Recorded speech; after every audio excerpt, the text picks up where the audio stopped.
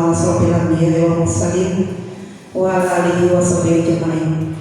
Pertama-tama dan terutama, mari sama-sama kita berikan puji syukur kita pada Allah Subhanahu wa taala yang mana pada siang hari ini kita dipertemukan kembali dalam kegiatan diseminasi budaya positif bagi saya calon guru penggerak angkatan 11 Kota Jambi tahun 2024. Selanjutnya saya berikan salam, mari kita haturkan junjungan kita Nabi Muhammad sallallahu alaihi wasallam dengan melapaskan Allahumma shalli ala sayyidina Muhammad wa ala sayyidina Muhammad. Ibu kepala sekolah yang saya hormati, rekan-rekan seluruhnya yang hebat.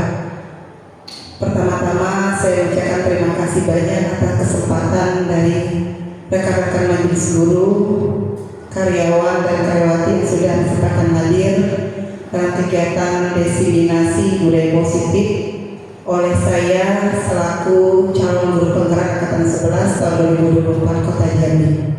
Sebelumnya mungkin sedikit arahan dari beberapa sekolah untuk kegiatan kita ini agar bisa dapat berlangsung dengan baik. Kepada Ibu, mempersingkat waktu kami persilakan. Assalamualaikum warahmatullahi wabarakatuh. Saya hormati Bu Mercy selaku calon guru penggerak. Yang saya hormati para majelis guru yang ikut dalam kegiatan diseminasi budaya positif. Alhamdulillah sudah hadir dan bersedia untuk mengikuti kegiatan ini. Puji syukur kehadiran Allah SWT. Alhamdulillah hari ini kita dapat berkumpul di jam 1:30, 1 jam ya Bu Mercy. Nanti selesai jam 2:30 untuk mengikuti rangkaian kegiatan guru penggerak ini. Salah satunya diseminasi mengenai salah satu modul dari CGP yaitu budaya positif, dan ini memang sangat bagus sekali materi ini karena berkaitan dengan kita sehari-hari dalam melakukan penindakan terhadap siswa, baik itu di bidang kesiswaan atau di bidang kedisiplinan yang terutama. Jadi kita tahu nanti apa yang harus kita lakukan supaya tidak salah langkah pada saat kita menerapkan sanksi ataupun sebagainya kepada siswa. Nah, salawat dan salam kita aturkan kepada junjungan Nabi besar kita Muhammad sallallahu alaihi wasallam. Allahumma sholli ala sayyidina Muhammad wa ala ali sayyidina Muhammad. Nah, para Bapak Ibu majelis guru, jadi hari ini dalam 1 jam ke depan nanti kita dapat melihat paparan dari Bu Mercy mengenai kegiatan diseminasi yang memang diwajibkan kepada calon guru penggerak untuk melakukan istilahnya pengimbasan kepada kita guru-guru di lingkungan sekolah kita dengan beberapa modul. Salah satunya yang modul budaya positif. Nah, budaya positif ini merupakan suatu materi yang memang terimbas, paling tidak implementasinya kita memang dapat, karena kaitannya dengan penegakan kedisiplinan kepada siswa kita di lingkungan sekolah kita. Nah, nanti kalau nanti didengar dengan baik, ada diskusinya Pak Mercy. Nanti ada diskusi, jadi mungkin nanti bolehlah kita bertanya konsekuensi logis ya, karena kita sekolah penggerak juga. Saya pernah mendapatkan materi di lokakarya disiplin positif. Jadi kalau seperti ini nanti konsekuensinya seperti apa? Anak terlambat, konsekuensi logisnya apa? Nah, jadi harus ada sejalan. Tidak menggunakan seragam atau tidak ada pakai dasi, konsekuensi logisnya yang mereka disuruh membeli. Nah, nanti kita dengarkan paparan dari Bu Mercy mengenai budaya positif, dan mudah-mudahan kegiatan ini dapat diimplementasikan dalam keseharian kita dalam menegakkan kedisiplinan di lingkungan SMP, terutama di SMA Islam Kala Jambi. Itu saja Bu Mercy yang dapat saya sampaikan. Kita sama-sama berdoa semoga kegiatan ini dapat berjalan lancar. Terima kasih. Assalamualaikum warahmatullahi wabarakatuh. Waalaikumsalam warahmatullahi wabarakatuh. Saya langsung aja Bu ya, izin berdiri untuk menyampaikan kegiatan ini.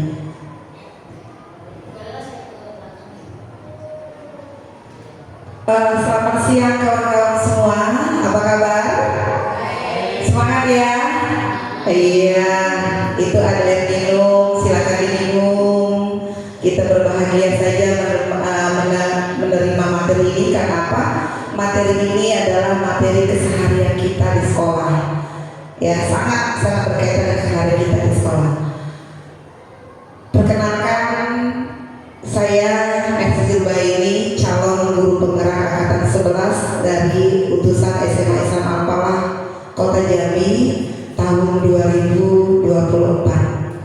Alhamdulillah kami atau saya ditugaskan untuk mengimplementasikan apa yang kami dapat pada modul 1.4 budaya positif. Nah, Bapak dan Ibu sekalian. Nah, sebelum kita mulai, ini mungkin sudah nampak wajahnya capek kita dari pagi ya, berkegiatan, mengajar dan sebagainya. Sekarang saya minta berpasanganlah Ibu Yulita menghadap Ibu Rahimah. Nah, ini belum berpasangan sama Pak Muhammad boleh, Ibu Eva sama Ibu Titi boleh, Ibu Nurul sama Ibu Amel boleh, Pak Abib sama Pak Adi. Ya, maunya geser ke sini Pak, geser sini Pak, jadi enak berpasangannya. Pak Ahmad gak apa-apa ya, kita berpasangan Pak Ahmad ya. Ayo mungkin geser ke sini Pak, gimana caranya Pak Adi bisa menatap Pak Fikri dengan enaknya?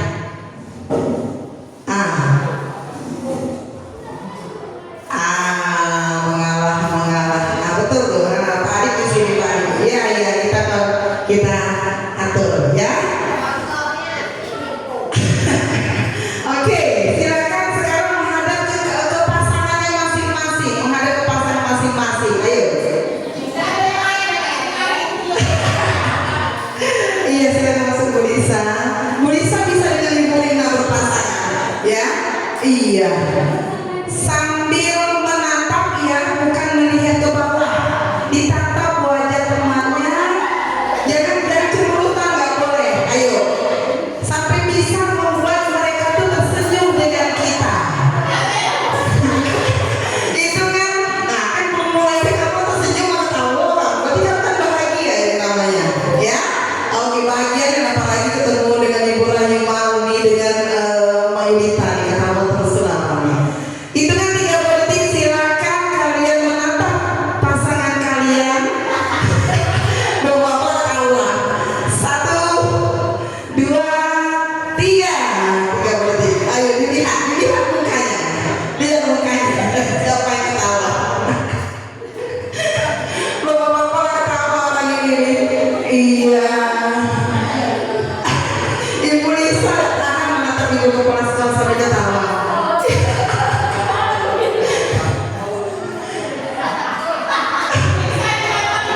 9, 8, 7, 6, 5, 4, 3, 2, 1. Saya tanya dulu, Pak Fikri kenapa ketawa dan Pak Ali?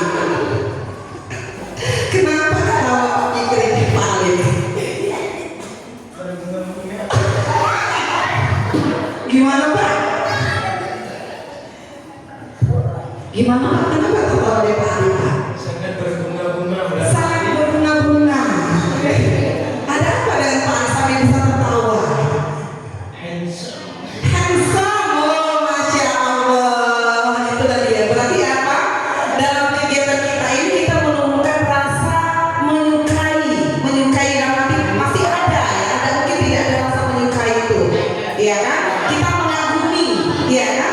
Saling mengagumi antara satu dengan yang lainnya, itu pasti. Nah, sekarang Bapak dan Ibu sekalian, sebelum kita masuk kepada inti dari kegiatan kita ini, kita membuat kesepakatan terlebih dahulu. Kesepakatannya ini sangatlah gampang sebenarnya.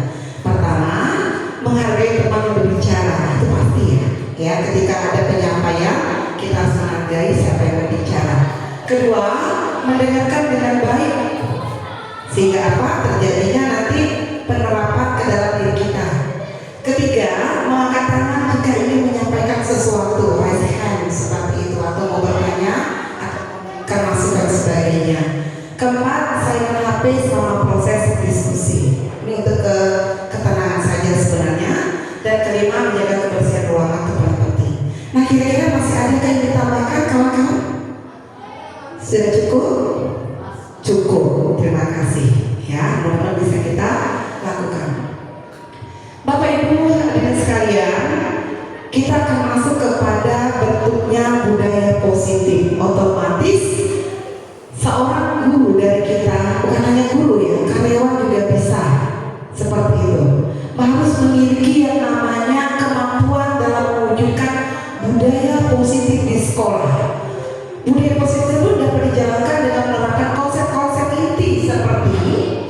disiplin positif, motivasi perilaku manusia, keyakinan sekolah atau kelas, kebutuhan dasar manusia, posisi kontrol restitusi dan segitiga restitusi.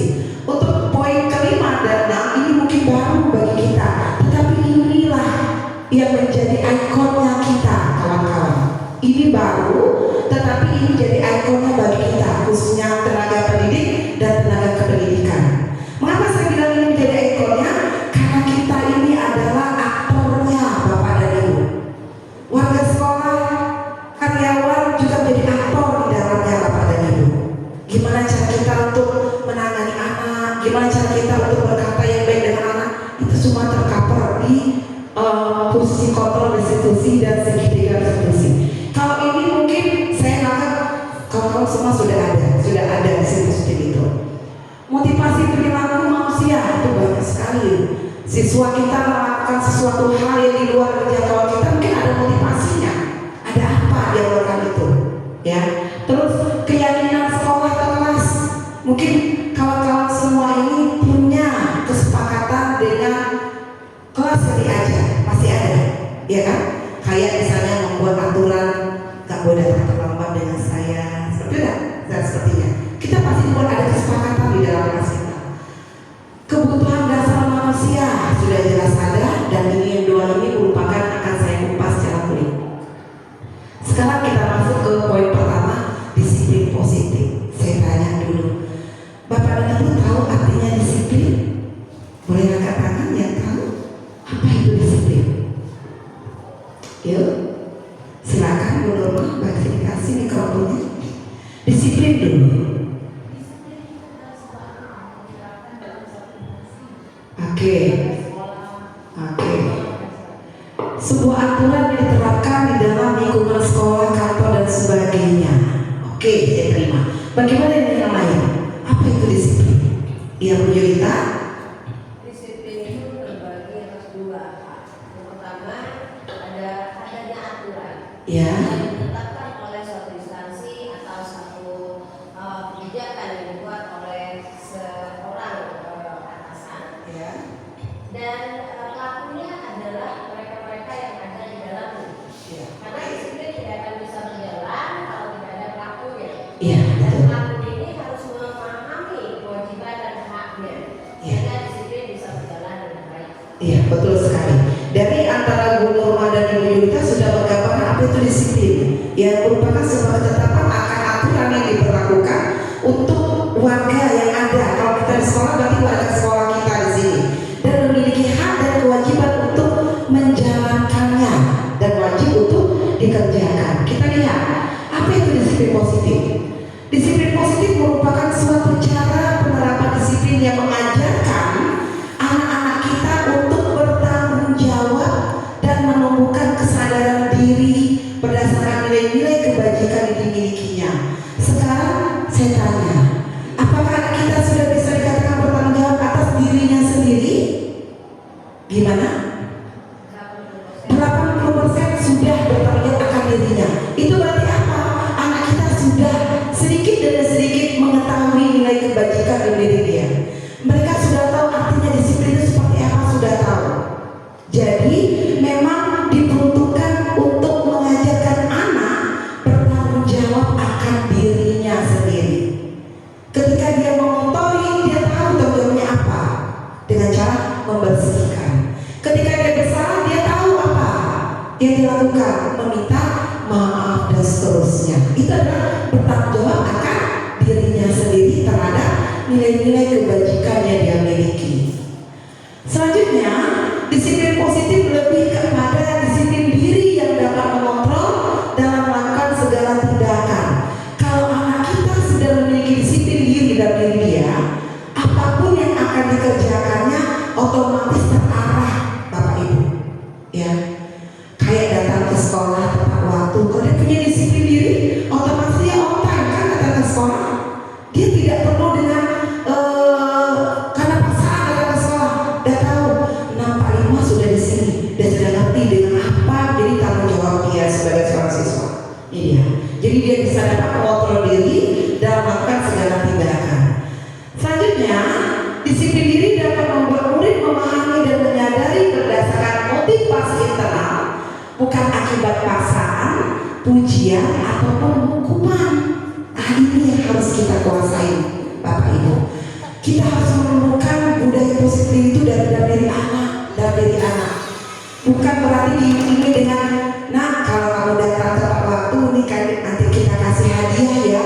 Dan seperti itu kawan-kawan. Tetapi dengan cara bagaimana dia menemukan motivasi dia untuk mau tepat waktu datang tanpa ada iming-iming penghargaan, pujian, reward dan seterusnya.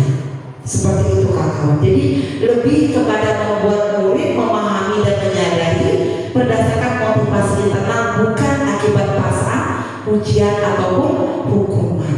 Itu yang perlu dijelaskan. Sekarang dari disiplin positif ini sudah tentu, apalagi kita menangani sekolah penggerak yang kita tahu yang namanya elemen-elemen pada karakter profil pelajar Pancasila. Otomatis ini semua mengcover kawan-kawan Bapak Ibu semua. Pertama, beriman, bertakwa pada Tuhan Yang Maha Esa dan berakhlak mulia. Sudahkah tercover pada anak kita? Sudah. Contohnya apa Bapak dan Ibu? Sholat zuhur, mengaji, apalagi sholat duha, ya. Berakhlak baiknya seperti apa Bapak dan Ibu?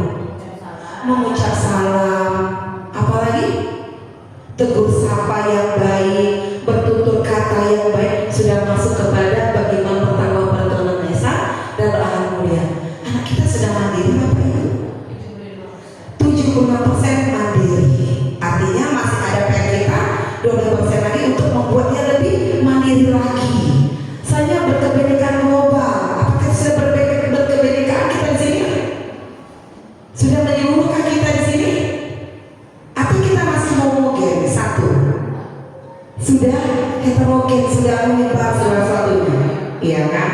Terus bergotong royong, sudah kita terapkan di sini? Sudah saling bahu membahu, bantu membantu. Kreatif, anak kita kreatif kawan-kawan? Sangat kreatif, terbukti sekali ya, sangat terbukti. Bernalar kritis, sudah bernalar kritis kita?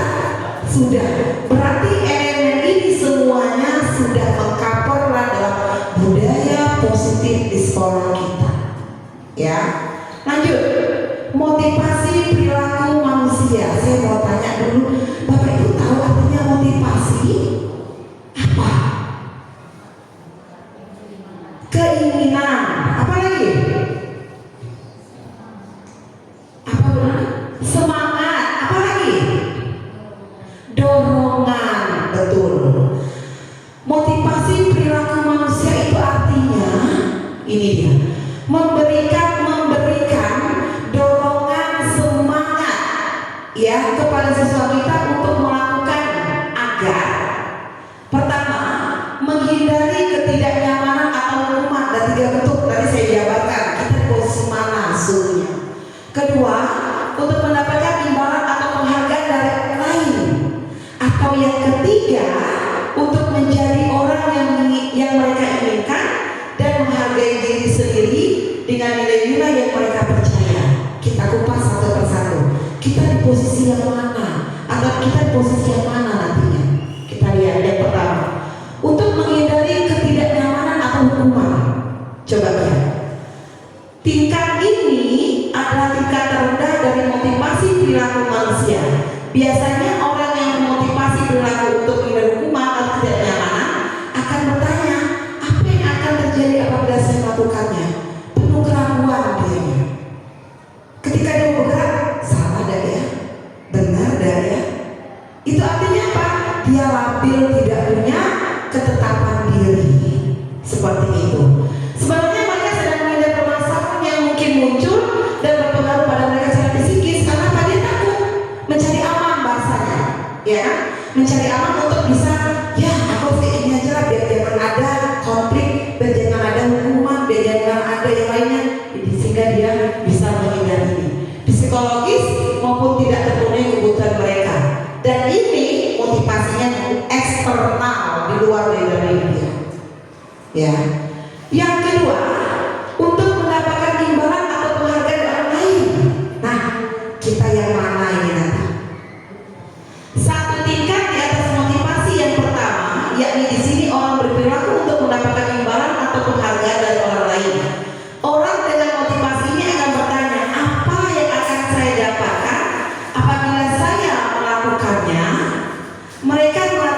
tindakan untuk melakukan ujian dan orang lain yang menurut mereka penting dan mereka letakkan dalam dunia bergratis mereka. Kalau ini yang digerakkan kawan-kawan, otomatis dia mau bekerja itu hanya dengan dapatkan hadiah. Apakah itu yang diinginkan? Tidak. Ya, kalau sudah ingin hadiah, tidak akan terjadi apa yang kita maksud di dalamnya. Berarti ini belum pas begitu. Yang ketiga, untuk menjadi orang yang mereka inginkan dan menghargai diri sendiri dengan nilai yang mereka percaya, yakni orang dengan motivasi ini akan bertanya, akan menjadi orang yang seperti apabila saya melakukannya, mereka melakukan sesuatu karena nilai yang mereka yakini dan hargai, dan mereka melakukannya karena mereka ingin menjadi orang yang melakukan nilai-nilai yang mereka ingini tersebut. Ini yang sesungguhnya berasal dari dia. Dia tidak butuh yang namanya penghargaan Bapak dan Ibu, ya. Tapi dia muncul dari diri dia sendiri. Aku mau melakukan ini karena memang aku berniat untuk merubah diriku ke arah lebih baik. Seperti itu. Jadi harapannya kita, Bapak Ibu semua yang bekerja, motivasi yang ketiga inilah yang harus kita tegakkan. Karena apa? Kalau motivasi ketiga ini kita tegakkan, kita sudah bergerak berdasarkan diri kita sendiri. Bukan karena reward, aku bakal rajinlah dapat kepala sekolah biar dapat reward, dan kayak gitu. Aku harus bisa lah cari muka dengan ini biar dapat reward, dan seperti itu. Tetapi apa? Dalam diri kita, karena kita punya tanggung jawab Bapak dan Ibu, kita punya kewajiban akan siswa-siswa kita, akan sekolah kita ini. Jadi diharapkan motivasi yang ketiga ini sudah mendasar kepada diri kita, baik itu guru maupun karyawan sama. Lanjut, hukuman dan konsekuensi. Nah, hukuman dan konsekuensi. Tadi kita ada ngomong, Bapak Ibu ada yang sering menghukum? Umi? Sering. Mundur mah? Oh iya, silakan bertanya dulu, Ma. Ya, eksternal yang terendah. Kemudian itu di guru atau siswa? Kalau ini tujuannya kita kepada siswa, kepada siswa. Kalau Iya. kita sebagai seorang guru itu mungkin level kita tuh di 3. Iya. Karena kita bekerja sesuai dengan apa yang diharapkan oleh diri kita sendiri. Iya. Tapi kalau untuk anak, kalau saya perhatikan di sini itu di level 1. Karena anak itu melakukan dengan ketakutan. Karena banyaknya hukuman yang akan diterapkan. Oh, kalau aku terlambat bakal keliling lapangan, makanya anak itu tidak ada dari hati. Iya. Mereka itu datang itu karena takut dengan hukuman. Nah, jadi tugas kita sebagai seorang guru itu mampu nggak kita menenangkan anak kita di posisi 3. Itu yang jadi pekerjaan kita sekarang ini ya. Iya. Nah, kalau sebagai karyawan itu mungkin sudah di level 3, tapi kalau anak-anak itu mungkin saya pantoknya di level 1 karena mereka itu mengerjakan sesuatu itu dengan hati-hati, takut kalau kena hukuman dan sebagainya. Itu kalau saya perhatikan. Iya. Jadi tugas kita itu bagaimana untuk menerapkan anak ke level 3 itu. Iya, itulah makanya Bapak Ibu sosialisasikan hal ini dulu. Karena apa? Tugas kita setelah Bapak Ibu dapatkan ini pengibasan kepada anak didik kita nantinya. Anak kita memang pada posisi yang pertama, Bapak dan Ibu. Melakukan itu karena penuh dengan ketakutan, karena ada hukuman dan sebagainya. Bukan karena reward ya, tetapi itulah tugas kita. Ya, itulah tugas kita untuk bisa gimana caranya bisa mengajak dia ke level yang dari diri dia yang munculnya. Aku melakukan ini lillahi ta'ala bahasanya lagi kan. Lillahi ta'ala bekerja untuk dirinya sendiri, mampu menerapkan solusi untuk dirinya sendiri. Seperti itu adalah tugas kita Bapak dan Ibu nanti. Ya, makasih Ibu Dulu makasih. Hukuman dan konsekuensi. Mungkin selama ini kita salah mempersepsikan diri, ya. Selama ini kita sering memberikan hukuman, tapi tidak memberikan konsekuensinya apa, ya. Nah, ini yang harus kita coba benahi kawan-kawan. Jadi saya pun juga merasa, bukan tidak, saya merasa sekali saya punya kewajiban juga kali ini akan untuk bisa mengeluarkan bagaimana baiknya. Apa perbedaan antara hukuman dan konsekuensi? Ada yang tahu? Apa Bu Nurma? Kalau hukuman itu contoh nih, ya. Kalau anak terlambat, kita suruh nggak boleh terlambat. Itu namanya hukuman. Hukuman. Oke. Kalau konsekuensi ini, kalau anak terlambat, kita cukup panggil aja. Besok bisa nggak datang ke sekolah? Iya. Ada di dirinya, oh besok aku harus datang ke rumah supaya tidak terlambat lagi. Harus itu yang kita terapkan, bukan menghukum. Itu yang buat anak tadi di level 1 dia takut. Iya, benar sekali Bu Nurma. Tepuk tangan dokter Bu Nurma, luar biasa menjelaskan. Betul sekali. Antara hukuman dan konsekuensi itu berbeda, sangat berbeda. Kalau hukuman otomatis kita mengarah kepada fisiknya anak, iya kan? Psikisnya anak yang kena akan hukuman tersebut. Mereka merasa takut untuk melakukan itu. Salah lagi, tidak benar lagi. Akhirnya apa? Fisik dia yang kena, psikisnya yang kena. Bapak dan Ibu, itu yang kita hindari. Harusnya kita sebagai guru itu tidak boleh menghukum karena itu menyebabkan anak kita di level 1. Iya, Kalau benar. kita kasih konsekuensi bisa dia naik di level 3. Benar, benar sekali Bu Nurma. Kalau konsekuensi yang kita tetapkan, anak kita mungkin bersahabat sama lingkungan kita. Betul sekali, bukan hukuman. Ya, ya. Kalau yang namanya konsekuensi itu terencana sudah disepakati oleh bersama, sudah dibahas dan terjadi oleh murid dan guru. Ingat nih, murid dan guru harus bisa membuat konsekuensi itu Bapak dan Ibu. Kita tawarkan kepada anak-anak, kira-kira kalau ini apa konsekuensinya? Adakah kita terapkan Bapak dan Ibu? Ada kita terapkan Bapak dan Ibu?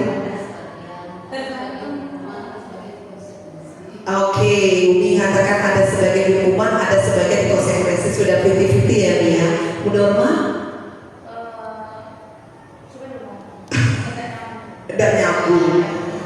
Kira-kira konsekuensi kita ini Bu Nurma, apakah sudah pernah sampaikan kepada membuat kesepakatan dengan siswa kita?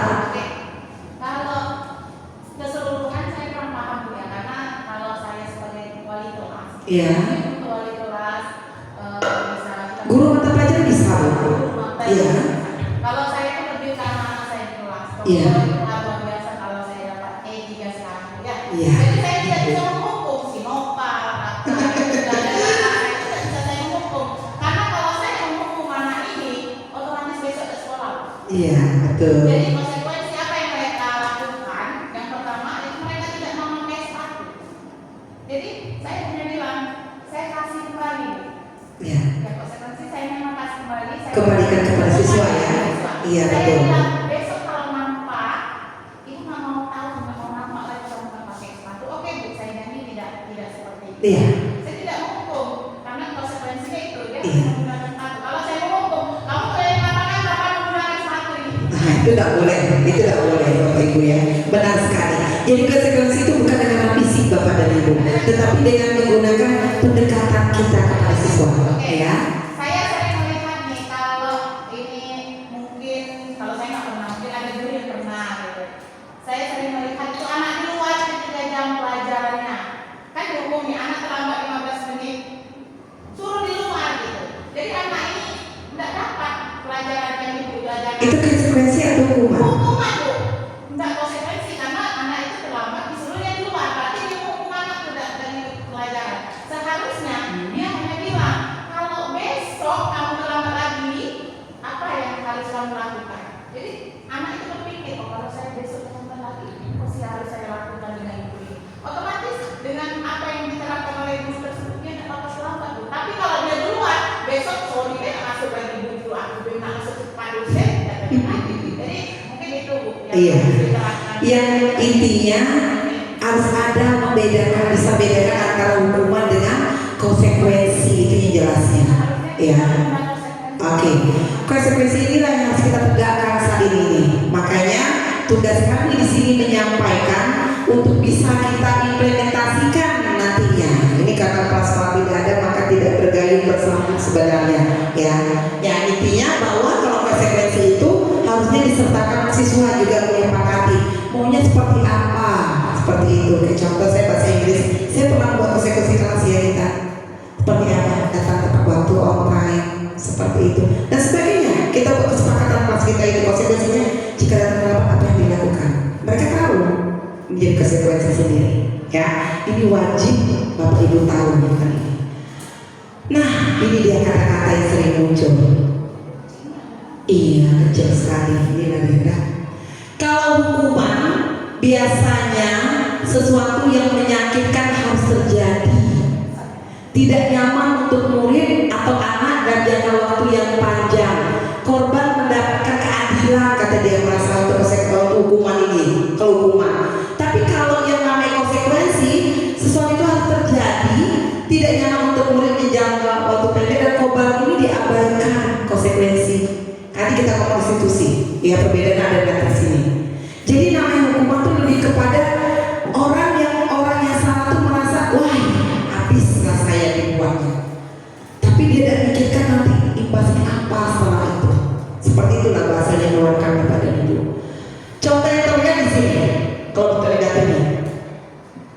Nah, coba ya. Awas kalau dilakukan lagi ya. Nanti awas kamu. Ini apa nih kira-kira Bapak Ibu? Ancaman kan? Anak membuat pisisan, takut tidak Bapak Ibu? Takut kan? Nah seperti itu. Kalau netralnya lakukan apa yang saya katakan. Berarti dia memberikan petunjuk tidak Bapak dan Ibu? Memberikan arahan. Kalau positifnya, apakah hal ini yang sesungguhnya ingin kamu lakukan? Dan sebuah permasalahan kita tanya, kamu tuh mau lakukan apa sih sebenarnya? Itu yang benar harusnya, bukan ditakut-takuti. Kalau kalian awas ya, saya panggil ya, awas ya, lapor nanti ke BK, awas ya, lapor nanti ke Waka. Dan itu seperti itu. Tapi kita bisa menyerahkan diri kita, apa yang telah kamu lakukan untuk itu. Itulah tugas diri kita. Ini bukan hanya wali kelas Bapak Ibu. Bapak Ibu majelis guru kalian juga bisa dalam memberikan hal seperti ini. Artinya apa? Mesti muluslah anak kita untuk bisa lebih baik nantinya. Ya, coba lihat. Saya cuma minta kira-kira Bapak Ibu apa ini? Berjemur di lapangan basket pukul 12 siang karena ngobrol dengan teman, konsekuensi atau hukuman? Hukuman, ya. Jam 12 siang dijemur karena ngobrol. Berarti hukuman ya. Murid diminta bertelanjang kaki sepanjang hari karena tidak menggunakan sepatu warna hitam sesuai dengan peraturan sekolah. Hukuman atau konsekuensi? Konsekuensi. Kenapa Pak pikir konsekuensi? Tidak mematuhi peraturan sekolah. Kalau normal, kenapa hukuman? Seharian Bapak. Itu berarti hukuman. Dibaca dari mana? Tidak menggunakan sepanjang hari dari pagi sampai siang. Bapak Ibu, Bapak hukuman. Siang pulang akhirnya itu yang dulu udah bersendar. Ya, walaupun anak kita kayaknya tinggi, udah bersendar, udah sepatu, udah papung. Ya, tapi tetap aturan sekolah tegakkan juga. Berdiri di depan kelas sambil mengangkat kaki satu karena tidak bisa menjawab pertanyaan. Hukuman, jelas ya? Artinya apa konsekuensinya nih? Suruh belajar lagi, ngulang lagi, ya seperti itu. Bukan suruh berdiri macam ini, itu hukuman kan? Tapi suruh lagi belajar lagi. Jangan kita sekolah dulu ya Bu ya. Lanjut, membersihkan tumpahan air di atas meja tulis karena tersenggol pas saat belajar. Ini apa? Konsekuensi. Iya kan? Karena apa? Dia bertanggung jawab akan diri dia. Sesuatu yang dia rusak dia perbaiki. Konsekuensinya, sesuatu yang tumpah dia lap sendiri, konsekuensi. Sesuatu yang dia buang tidak di tempatnya, itu konsekuensi. Untuk dibuang di tempat sampah, ya konsekuensi. Kehilangan 10 menit jam istirahat untuk mengerjakan tugas karena terlambat datang dan tertinggal pelajaran selama 10 menit. Konsekuensi inilah yang harusnya tadi. Kata Bu Nurma tadi, anak terlambat datang ke kelas tidak boleh masuk, itu hukuman. Konsekuensinya apa? Harusnya waktu istirahat dia kita pending. Berapa lama dia tadi? 5 menit? 5 menit pula dia suruh mengerjakan tugasnya. Kita minta waktu istirahat dia. Bukan hukuman suruh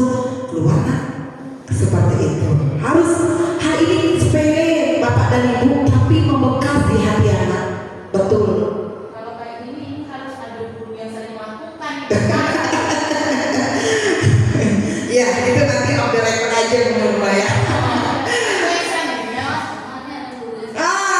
Umi juga anak papa. Salah satu dari kita juga Umi. Saya juga seperti itu. Jadi saya terbuka sekali Umi, Bapak Ibu semua, ini membuka pikiran saya selama ini. Saya sangat buntu pikiran saya akan kayak gini. Ternyata selama mengikuti ini, saya belajar ini, ternyata yang saya lakukan tidak benar juga. Disinilah saya mulai belajar. Saya coba ngayomi, saya coba. Contohnya tuh anak saya tadi si Adi. Saya cuma ngomong aja di kelas lebih awal, mengakui kesalahan itu penting. Dia terlambat dari pagi cari saya. Mohon izin kami terlambat pagi ini. Kenapa terlambat Bi? ABCD. Diterima karena apa? Dia sudah saya ajarkan untuk mengakui kesalahan dulu. Ada kebajikan yang dia punya di dalam diri dia. Kalau anak sudah tahu bertanggung jawab akan kesalahan dia, otomatis dia mau mengakui dia itu salah. Itu dulu yang kita ubah Bapak Ibu cara pola pikir kita. Lanjut keyakinan sekolah dan kelas saya tanya. Bapak Ibu yang ngajar di kelas sudah punya kesepakatan di kelas masing-masing? Sudah? Oke. Siapa yang mau coba? Coba Bu Lisa dulu. Kesepakatan kelas Bu Lisa apa dan berjalan bahasa Inggris Bu Lisa? Kalau kesepakatan saya ada 3 Iya. Pertama, saya online, mulai online. Iya. Bagus. Kedua, saya ada speaking. Oke, bagus sekali. Yang kedua, saya minta atribut harus lengkap. Ya. Kalau di subuh, pakai sepatu saya rapi, mereka rapi. Oke. Yang ketiga, mereka boleh bawa HP tapi penggunaan sesuai instruksi. Bagus sekali. Itu yang dituju sebenarnya itu. Bagus sekali. Saya setuju. Sama penerapannya dengan apa yang saya lakukan juga. Saya on time, anak juga harus on time. Saya rapi, mereka rapi juga. Saya bersih, kelas pun harus bersih juga. Semua mulai belajar. Berarti kita semua sudah membuat kesepakatan kelas masing-masing. Keyakinan sekolah. Apa yang kesepakatan kelas itu? Guru berperan dalam mewujudkan terbentuknya keyakinan sekolah atau kelas dengan adanya kesepakatan antara guru dan murid. Hal ini sudah diutarakan enggak dengan kawan-kawan semua ke kelas masing-masing? Sudah diutarakan ya? Sudah disampaikan kepada siswa kita? Sudah. Otomatis mereka bakal tahu apa yang mau dilakukan oleh dia. Ya. Lanjutnya, keyakinan sekolah atau kelas berupa pernyataan universal yang mudah untuk diingat dan dipahami dan harus diterapkan di lingkungan sekolah. Jadi tidak bisa menggunakan kata-kata yang banyak tapi anak bingung nanti apa yang dilakukan. Buat kata-katanya yang simpel tapi membekas di kepala dia. Seperti itu. Bagaimana cara membuatnya? Ini dia. Keyakinan kelas itu harus bersifat abstrak. Tahu abstrak kawan-kawan? Nyata. Ada di sekitar kita. Ketika kita melakukannya ada nampak di diri kita. Contoh kayak dua olahraga, pikirin paling. Mereka berpakaian olahraga sudah menyatakan kesepakatan kelas ya. Wajib berpakaian olahraga. Konsekuensi kalau tidak mereka berpakaian olahraga, tidak mengikuti pembelajaran hal itu udah benar, udah kesepakatan. Jadi abstrak nampak di depan mata, bukan yang abal-abal yang tidak ada di pikiran kita ucapkan kepada anak bingung. Jangan sampai seperti itu. Keyakinan kelas berupa pernyataan-pernyataan universal dan dibuat dalam bentuk kalimat positif. Kalimat positif Bapak Ibu tolong. Saya juga salah selama ini. Saya banyak banget kata tidak. Ternyata dan boleh udah nggak bahasa tidak. Dilarang. Salah. Tetapi kita menggunakan kalimat-kalimat positif. Ini dia kriteria penyusunannya kepada kita. Saya contohkan kesepakatan kelas. Datang tepat waktu. Nih kecil sekali. Artinya kami akan datang ke sekolah tepat waktu dan sebelum KBM berlangsung. Tidak ada kata-kata negatif di sini. Negatifnya ada di sana. Otomatis dia berkata positif. Kerapian. Kami akan selalu berpenampilan rapi dan bersih setiap hari. Ini kita omongkan pada kita sebelum mulai pembelajaran. Rapikan pakaiannya nak, dasinya dipasang, sepatunya dipasang. Itu yang kita terapkan pada kita. Terus menghormati. Kami akan saling menghormati terhadap semua warga sekolah, berbicara dengan sopan, santun,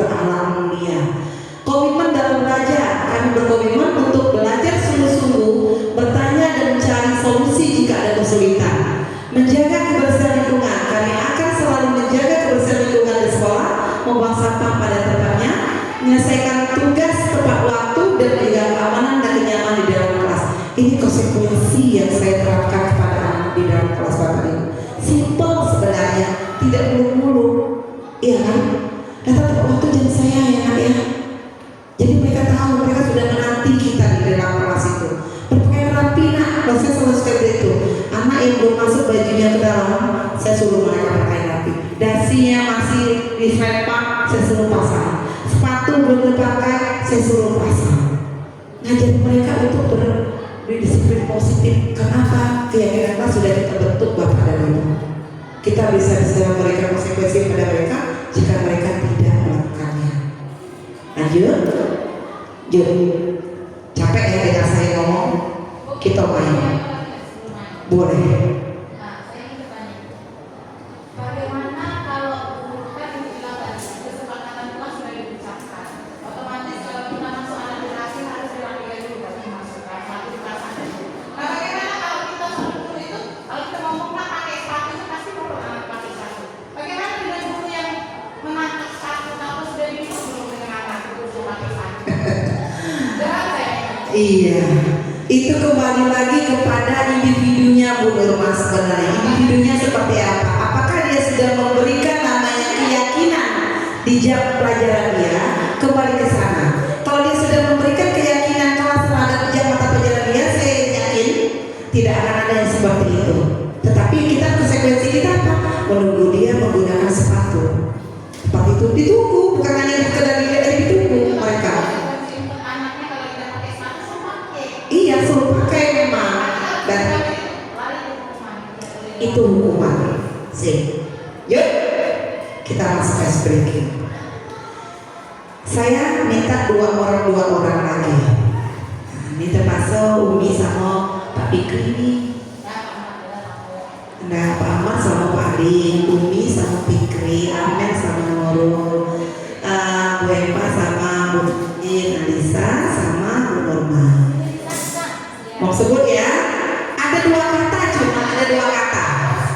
Ini hitam, hijau, hitam, hijau, hitam, hijau, hitam, hijau, Bu Lisa hitam, Bu Nurma hijau.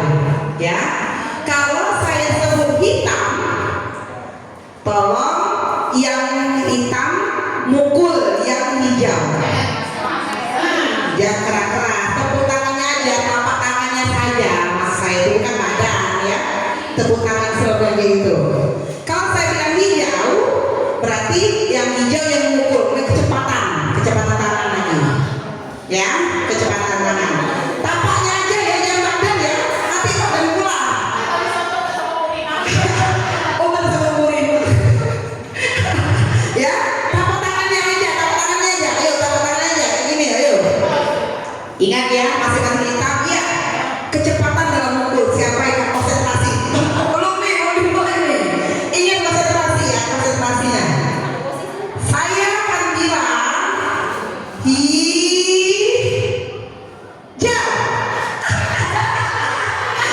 Ditepuk tangannya. Iya. Iya.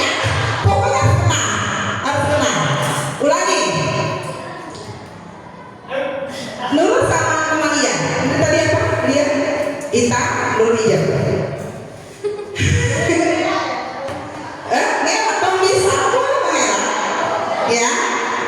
Hijau. Jangan bingung. Lagi. Hijau.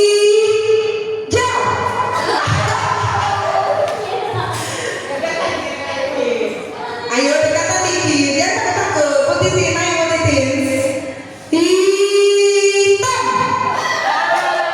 Pukul, siapa yang menang? Hijau. Bukan hitam. Lagi. Hitam.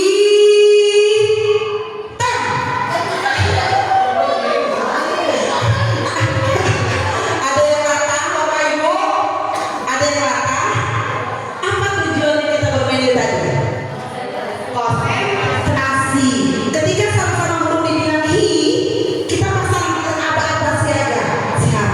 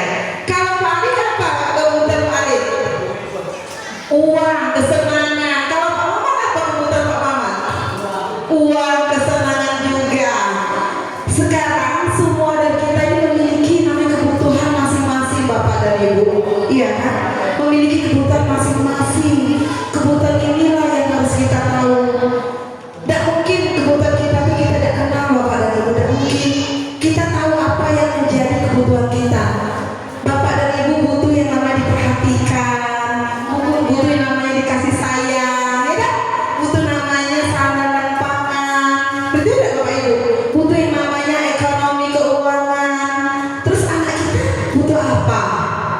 Kasih sayang. Butuh kasih sayang. Apa lagi? Perhatian. Butuh ilmu, butuh perhatian. Apa lagi? Butuh makan, materi. Nah inilah dia Bapak dan Ibu.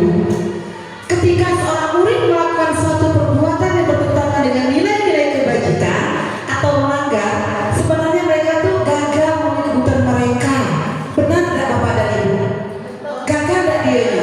Karena apa? Kebutuhannya tidak terpenuhi. Iya tidak? Dia tidak bebas, tidak lepas, tidak senang, tidak bahagia. Karena apa? Terkungkung. Siswa kita punya kebutuhan Bapak dan Ibu. Tolong ingat itu. Kebutuhan mereka ada apa aja? Bertahan untuk hidup, kasih sayang dan diterima, penguasaan, kebebasan dan kesenangan. Ini kebutuhan dasar manusia.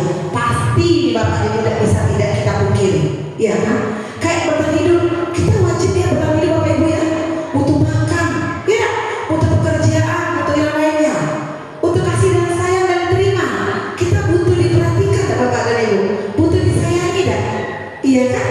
Butuh diterima dari masyarakat kita, butuh penguasaan, ya, sampai melayani suatu waktu kita boleh menguasai diri.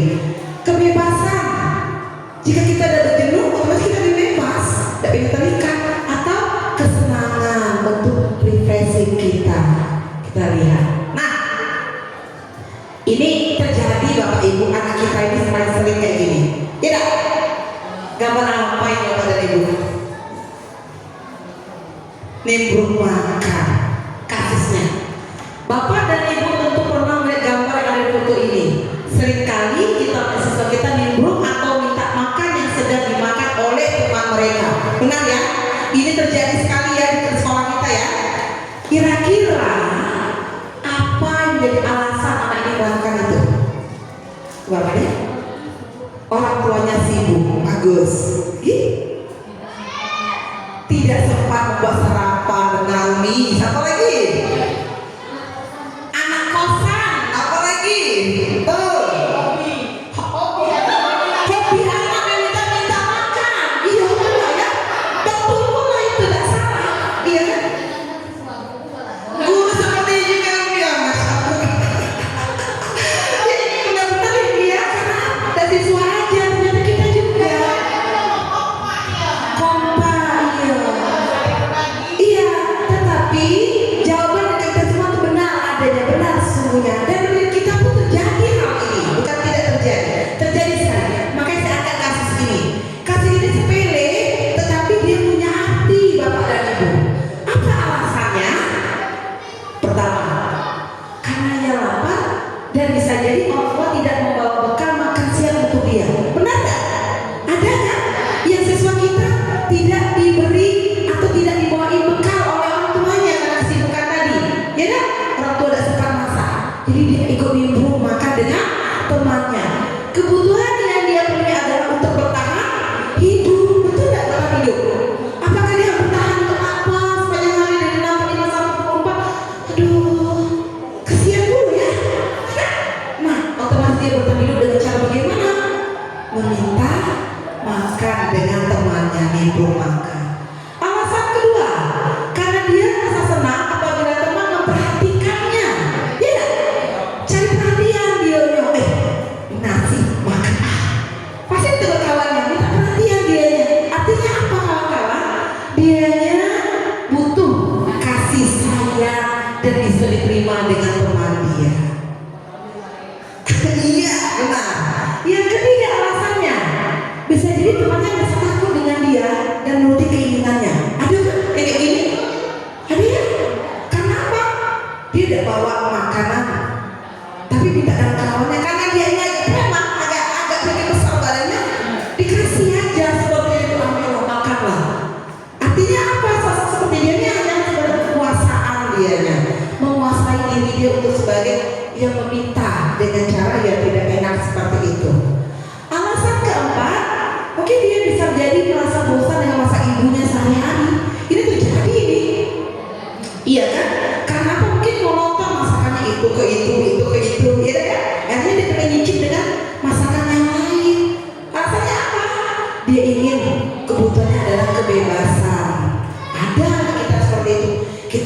tawarin bekal, nyatanya nasi kita udah dimakan. Ya, nasi otak yang habis. Seperti itu. Butuh apa? Mereka butuh namanya kebebasan Bapak dan Ibu. Ya, alasan terakhir iseng. Isengnya karena apa? Pengen melihat ekspresi muka kawan itu. Kira-kira kawan itu sebelah udah diambil nasinya. Ada kan anak kita kayak gitu? Suka dengan ngambil nasi orang tuh, nengok marah dah dia, marah dah. Ayo coba ambil lah kayak gini lah. Ini 5 ini alasan utama sekali Bapak dan Ibu, alasan utama sekali. Ini terjadi dalam lingkungan kita. Ya, alasan 5 ini. Berarti dia ada yang namanya bertahan hidup, dia butuh kasih dan sayang dan terima, dia butuh namanya kekuasaan, dia butuh kebebasan, dan dia butuh namanya hanya kesenangan. Inilah kebutuhan dari siswa kita Bapak dan Ibu sesungguhnya. Ya, ini tidak bisa dipungkiri. Ini ada melekat dalam diri anak kita. Tidak bisa kita pungkiri Bapak dan Ibu. Karena kita real nyata di dalam sekolah kita ini ada. Oke? Lanjut, posisi kontrol. Ini yang baru yang saya bilang tadi Bapak dan Ibu. Posisi kontrol atau restitusi. Kita lihat apa itu posisi kontrol. 5 posisi kontrol seorang guru. Kita lihat sini. Pertama, guru sebagai penghukum. Tahu maksud guru sebagai penghukum? Salah dikit anak dihukum, salah sedikit anak dicerca dengan fisik dan sebagainya. Ini posisi guru sebagai penghukum. Posisi guru sebagai pembuat rasa bersalah. Artinya anak itu dipojokin terus, salah terus, tak pernah benar, salah terus. Ada ya seperti itu. Ini yang tidak diizinkan. Guru sebagai teman. Sebenarnya mulai guru sebagai teman, tapi menyikapi tempat dan situasi Bapak dan Ibu. Tidak serta-merta siswa kita menjadi teman sepanjang hari. Kemana-mana kita dengan dia, kemana-mana anak itu dengan dia. Dan tidak seperti itu. Tapi bagaimana cara kita melakukan pendekatan kepada anak kita untuk sebagai tempat dianya bercerita kepada kita, membuka hati untuk kita. Seperti itu harusnya. Ya, guru sebagai pemantau. Guru sebagai pemantau ini Bapak dan Ibu, ini hanya seorang guru silent. Mengapa saya bilang silent? Dia tidak berbicara, tapi dia main pena. Tahu main pena Bapak Ibu? Salah mana itu? Checklist poinnya sekian. Dia tidak ngomong, tapi dia main pena. Oh, ada salah 5 poinnya. Oh, ada ini. Ini nggak boleh sebenarnya bagi kita. Tetapi guru harus sebagai manajer. Telah punya manajer, mengawasi semuanya, mengontroli semuanya sebagai bentuk yang namanya yang bisa dituangkan dan sebagainya. Inilah harusnya posisi kita saat ini Bapak dan Ibu. Harusnya ini sudah kompleksitas. Kita lihat. Kalau guru yang sebagai penghukum, dia hanya sekedar menghadik, menunjuk, menyakiti, menyindir dengan bahasa. Kalau kamu tidak melakukannya, awas ya, rasakan loh. Itu artinya dia sebagai penghukum. Kalau dia merasa membuat bersalah, dia akan mengatakan, ibu kecewa dengan kamu. Kamu tuh buat salah terus, tidak pernah baiknya.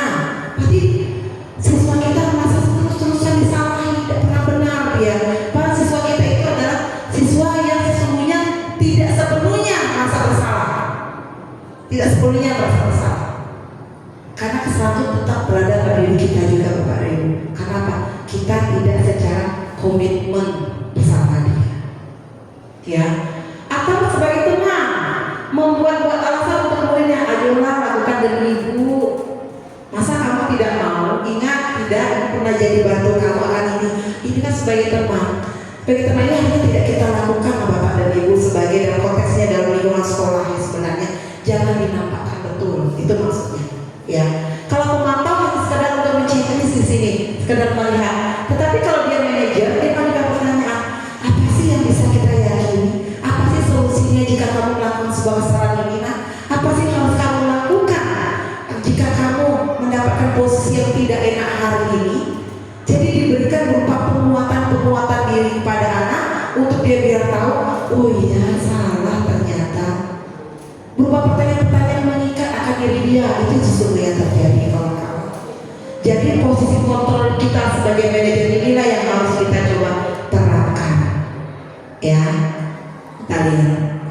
Posisi kontrol institusi terdapat ada 5, yaitu yang digunakan pada seorang guru adalah posisi kontrol sebagai manajer. Wajib Bapak Ibu. Karena kita bukan menghukum anak di sini. Kita menghadir anak kita bukan sebagai pencetak nilai dari atas sebagainya. Tapi kita untuk memanajerkan dia untuk menjadi lebih baik dengan pertanyaan-pernyataan yang menguatkan akan diri anak kita. Seperti itu harusnya. Ya, ini yang kita coba pasai. Karena apa, ini hal baru, tetapi hal baru ini harus kita pegang Bapak dan Ibu. Wajib. Kita lihat posisi kontrol. Ini memang saya lakukan ya. Ini memang saya lakukan sekali ini. Tahu sendiri anak saya ini ya. Saya nggak boleh tanya kepada mereka. Boleh tanya kepada mereka.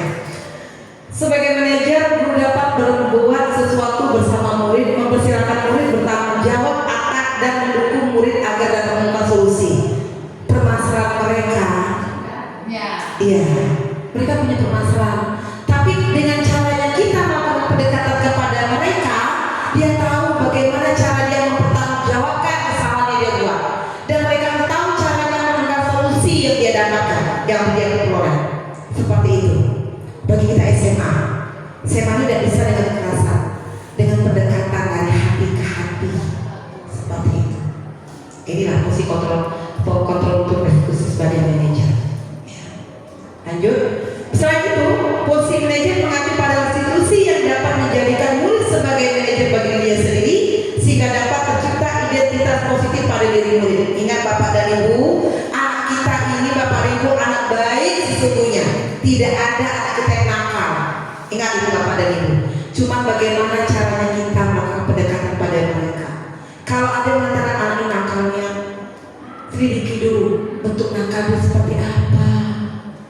Jangan sebenarnya kita langsung menjudge, hei kamu nakal nih. Itu berarti dia membuat sesuatu langsung bersalah, down dia yang psikis dia. Ya.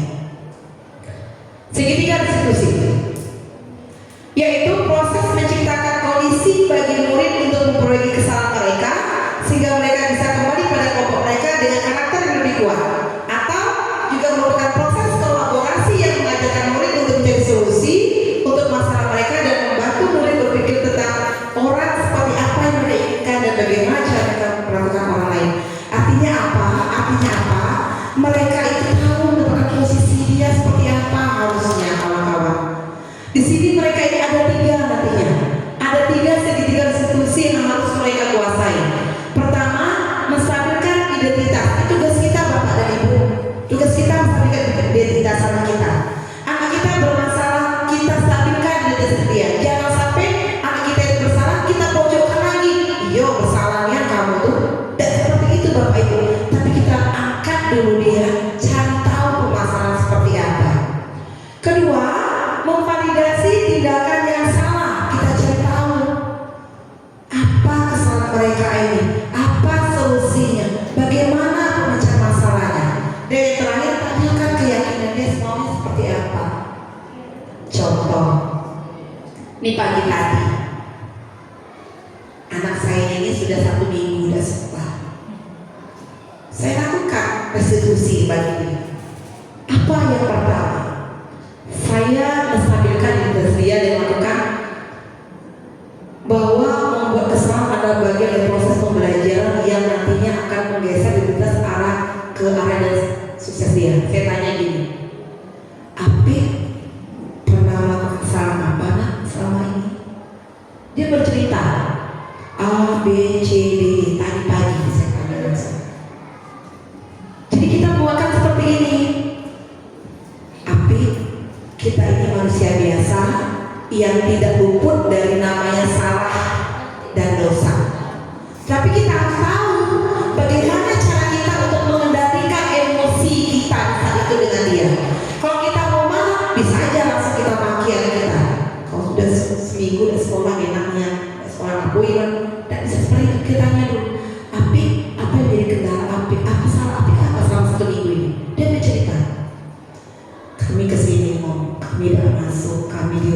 balik ke maklum dan sebagainya. Dia bercerita, jadi dia apa? Dia menstabilkan identitas dia sendiri dulu. Kita gali dari dia seperti itu. Jangan langsung menjudge dia, kau bersalah. Oke, itu bisnis dia kenal kepada ibu. Ya. Lanjut yang kedua, memvalidasi tindakan yang salah. Validasi tindakan yang salah dilakukan berdasarkan prinsip bahwa setiap perilaku berupaya memenuhi suatu kebutuhan tertentu, sehingga guru atau orang tua akan bergeser dari pemikiran stimulus respon menjadi proaktif, serta akan jadi mengenali dan mengakui kebutuhan murid atau anaknya dengan cara ini dia. Setiap yang dia lakukan pasti punya alasan. Iya kan? Kita ada alasannya. Tapi melakukan itu karena apa? Jawaban dia tadi, karena kami bagus kesiangan. Kami takut masuk ke sekolah. Itu alasan, kita terima alasan logis itu, Bapak dan Ibu. Kita tanya, pasti dia mengatakan ada hal, ada alasan utama mengapa dia melakukan itu. Bukan artinya langsung kita menjudge, Pak sudah bersalah kamu. Hal itu tidak boleh, Bapak dan Ibu. Setelah kita ungkapkan identitas dia seperti apa, dia mau menceritakan apa yang terjadi dengan dia, terus kita tindakan, maka validasi tindakan kesalahan dia dengan cara sebutkan alasannya kenapa. Hati dia tenang, hati dia tenang, Bapak dan Ibu. Saya pun bertanya tadi sama Nabi, gimana perasaan Nabi sudah ngomong sama lega? Saya pikir mau makan marah tadi, kata dia. Saya tidak marah, saya bilang gitu. Tapi kalau kamu berkata jujur, saya tidak marah. Dia bercerita A, B, C, saya dengar sampai selesai. Seperti itu, ya. Atau apa yang penting bagi kamu? Kamu boleh tetap berusaha menjaga sikap itu, tapi tambahkan sikap yang lain yang baru. Ini kata-kata pendukung sebenarnya. Atau maukah kamu belajar dengan cara yang lain?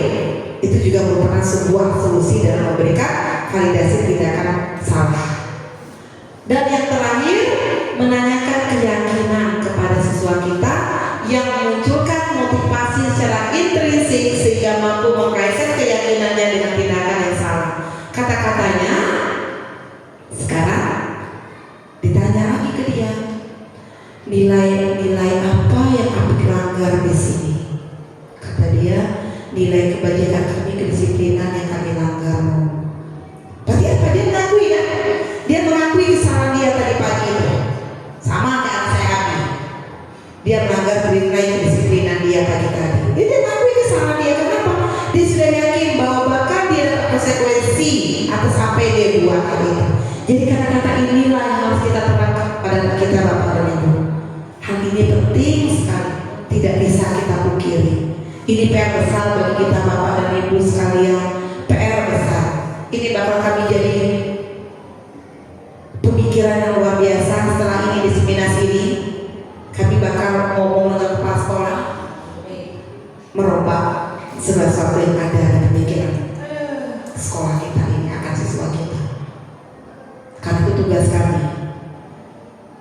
Ini memang berat, tapi minta tolong kerjasamanya kita. Ini masalah kedisiplinan anak-anak kita sebenarnya, Bapak dan Ibu. Terakhir, saya tegaskan sekali lagi bahwa seorang guru yang baik harus memiliki kemampuan dalam menunjukkan budaya positif sekolah.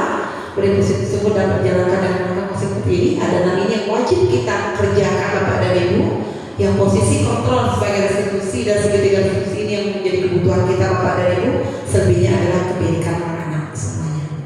Saya minta tolong kerjasamanya untuk membentuk anak kita yang baik itu dari kita, Bapak dan Ibu. Kita ubahlah cara berpikir kita, kira ubahlah image kita, anak kita yang sebagai pembuat masalah terus. Hilangkan hal itu, Bapak dan Ibu. Karena sesungguhnya hari ini dia dikatakan bersalah, besok dia akan menunjukkan sebuah kebenaran akan kita. Hari ini kita menjadi dia tidak baik, besok dia menjadi orang yang berhasil. Wallahu a'lam bishawab, jawabannya Bapak dan Ibu. Siapa yang bisa tawarkan itu? Iya kan? Iya sih. Ini dikatakan masukan dan juga ada pertanyaan.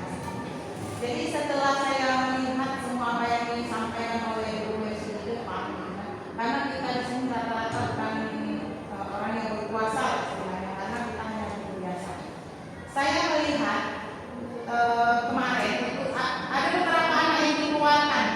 Sudah tahu wali kelasnya melakukan apa yang Ibu Messi tadi lakukan. Ditanya, kenapa anaknya terlambat? Gitu kan? Hari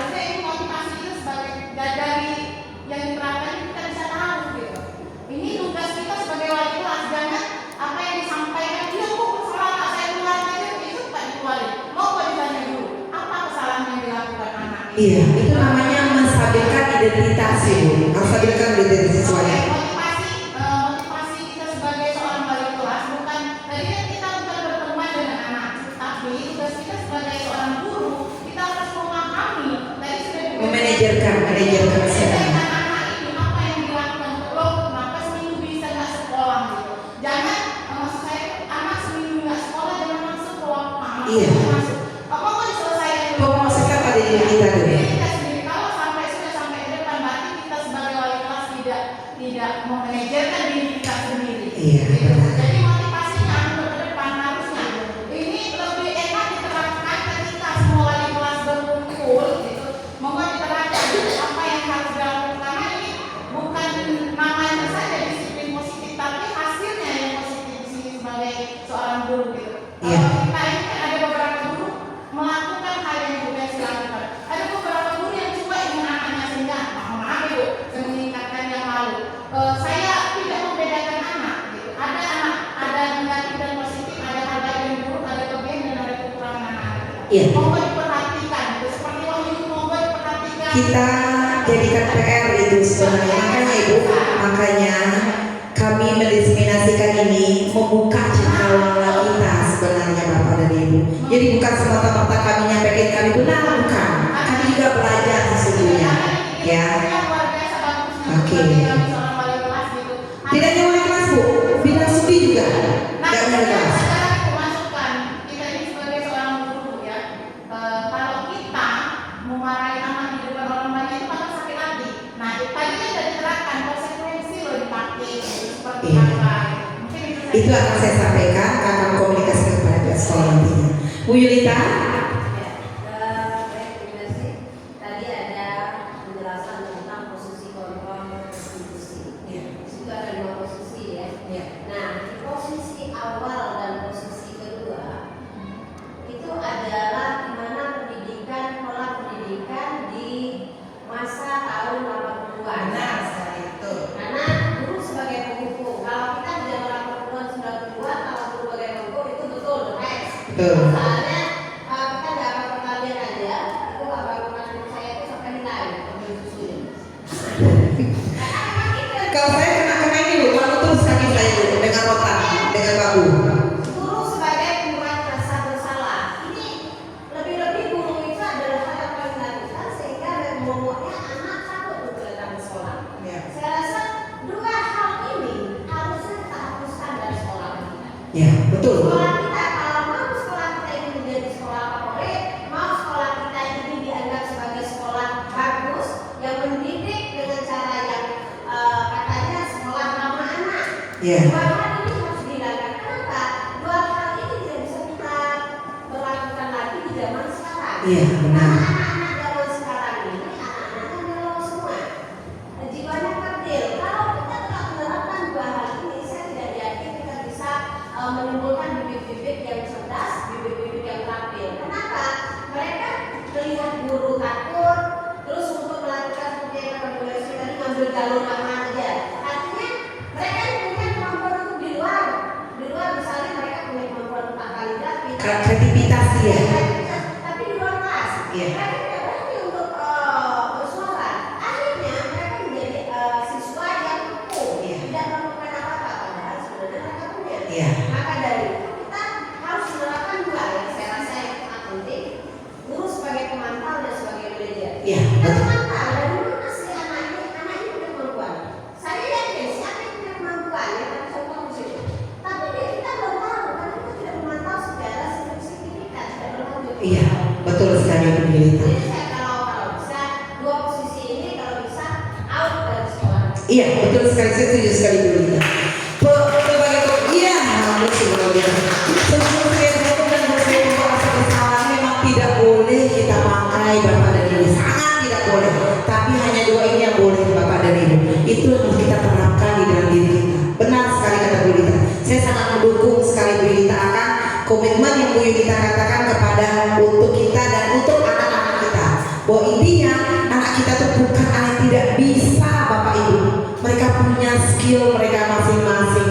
Cuma bagaimana cara kita mengeksplor mereka, inilah posisi kita di sini sebagai pemantau dan sebagai manajer bagi mereka. Saya lupa menambah benar sih. Kalau ingin siswa kita waras dan cerdas, gurunya dulu yang diwariskan. Iya, lu waras guru kita ya. Iya, lu waras sih kayaknya ini. Kalau guru dalam tekanan, saya yakin siswa kita juga akan mendapat tekanan. Kenapa? Gurunya tidak enjoy, tidak bahagia, anak juga tidak akan bahagia. Kita ini sebenarnya akarnya. Kalau akar sudah rapuh, dia tidak menyerap asupan yang bagus. Tidak masuk katanya. Iya benar, betul. Tepuk tangan Bu Yulita, luar biasa pastinya. Mudah-mudahan terima Bu Yulita. Hari ini akan kami sampaikan donasikan kepada Ibu Kepala Sekolah kami ini nantinya. Ya, terima kasih banyak. Ya, Insya Allah. Jadi itulah Bapak dan Ibu penyampaian saya hari ini. Banyak sekali hal-hal yang betul-betul yang menjadi pemikiran kita, semua yang kita mau bahas pada Bapak dan Ibu. Cuma kesempatan kita ini hanya sebagian. Kalau saya maunya kita beramai jumlah kita, cuma saya dibagi Bapak dan Ibu. Tapi inspirasi, masukan dari Bapak dan Ibu, saya tampung, saya cerita nanti kepada Ibu Kepala Sekolah kami ini. Saya sampaikan nanti. Mudah-mudahan ada perbaikan kita untuk kedepannya. Mudah-mudahan dari kita dulu Bapak dan Ibu, dan mereka tidak mau kita aja mulai dari Bapak dan Ibu, mulai dari diri kita untuk anak kita bukan tak boleh dimarahi boleh, cuma cara yang memakainya bagaimana itu lagi yang harus kita pegang. Restitusi, segitiga restitusi itu kita pegang. Tanyain, ngapain dia nak, kamu kenapa nak kayak gini, alasannya tanyakan, jangan semenjak, langsung to the point, polis gantung diri. Saya yakin setiap anak bermasalah pasti ada penyebab. Iya, itu pasti Ibu, pasti itu tadi motivasi itu pasti ada. Kegagalan seorang pasti karena motivasi dia tidak terpenuhi. Seperti itu. Iya. Oke, itu aja Bapak dan Ibu. Terima kasih banyak sudah memberikan kesempatan dan argumentasi pendapat yang sangat luar biasa pada saya hari ini. Insya Allah mudah-mudahan ini sangat membekas bagi Bapak dan Ibu, bisa diimplementasikan ke dalam dunia sehari-hari. Saya mohon maaf jika terdapat kesalahan penyampaian. Sebenarnya saya juga masih belajar Bapak dan Ibu. Kurang lebih inilah yang bisa saya berikan. Insya Allah saya akan coba memberikan masukan kepada pihak sekolah, akan kebaikan sekolah kita. Sesungguhnya sesuatu itu harus bisa berubah dari diri kita sendiri dulu. Saya perlu kita implementasikan pada anak kita. Pada Allah saya minta ampun, kepada sama-sama saya mohon maaf lahir dan batin. Bila taufiq wal hidayah. Assalamualaikum warahmatullahi wabarakatuh. Terima kasih banyak kawan-kawan.